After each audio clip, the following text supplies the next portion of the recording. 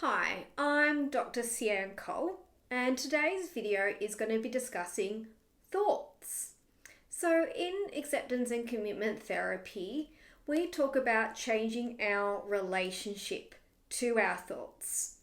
So, first off, I've got to talk about the two different types of relationships we can have with our thoughts, and then also some strategies on actually how we do manage changing our relationship to our thoughts.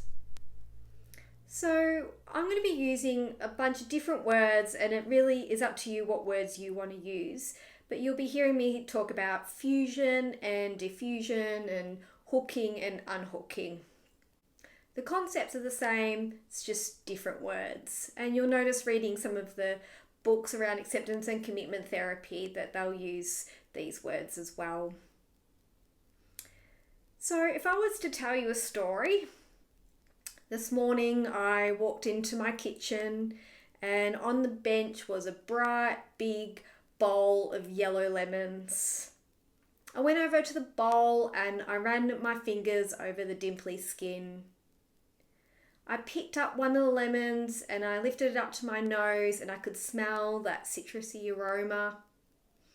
And then when I went over to the chopping board, I cut the lemon into wedges and I squeezed a bit into my mouth and I could taste the sourness. So I'm wondering, listening to that story, if you could see that in your mind's eye. Maybe picture it, maybe even feel the dimply skin, maybe even smell the citrusy aroma, and maybe could even taste the lemon. So this is what we call fusion. So all humans do this, and it can be a very useful thing that our brain does. Fusion allows us to, listen to our friend's story and feel the emotions, the empathy. Fusion allows us to read books and see the pictures in our mind's eye. Fusion can even give us goosebumps when we see a scary movie. However, as you can guess, sometimes we can get fused with thoughts that are really unhelpful. And when we get fused with these thoughts, they can end up dictating our behaviour, and we could be acting in ways we might not want to be acting in. So our mind is a really good storyteller, as you probably gathered. Our mind is really excellent at giving us worst case scenarios, rigid rules, scary stories about the past or the future or ourselves. And there's a really good reason for that. Because in the old days, our ancestors lived in a really scary world. Big animals with big teeth lurking around the corner. So if our ancestors didn't have thoughts of, is that a wolf in the bushes? Is that a bear in the cave? Is that person friend or foe? Then they might have got killed. So we've inherited this don't get killed machine, constantly giving us updates on our life, what we've done wrong, what we might do wrong, what could go wrong in our life or other people's lives. And sometimes if we're really engaged with this worst case scenario story machine, right, if we're listening to it intently, or worse, believing everything it says, that can be a recipe for stress and misery. So we call this relationship fusion, right? As if we believe every thought we have. In a state of fusion or being hooked in by our thoughts, we just don't question them. We automatically believe them. We think they're orders, that we must obey them, that they're deeply threatening. And these thoughts can end up leading us to engage in behaviours that we don't want to be engaging in, behaviours that make us act the way we don't want to. So in acceptance and commitment therapy, we see those thoughts as unhelpful.